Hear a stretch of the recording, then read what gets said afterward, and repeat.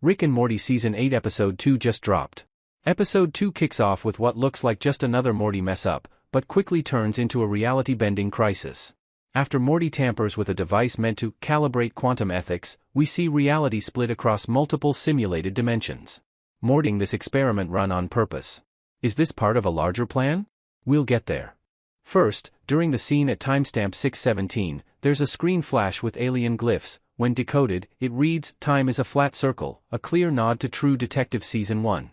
Next, the Simulation C13 label is a callback to the infamous Roy, a life well-lived arcade simulation from earlier seasons, suggesting Rick's been running extended reality loops on Morty again. Also, if you notice the short moment where Summer glitches while eating cereal, look again. Her eye briefly flashes red, implying a Summer clone or robot theory that fans have debated since Season 6. And then there's Rick mentioning evil doesn't need a face. That's a reference to evil Morty, for sure, subtle, but deliberate. This episode is a character study in disguise, mainly of Rick. The biggest Rick that's dangerously close to becoming Rick Prime. Detached. Cold.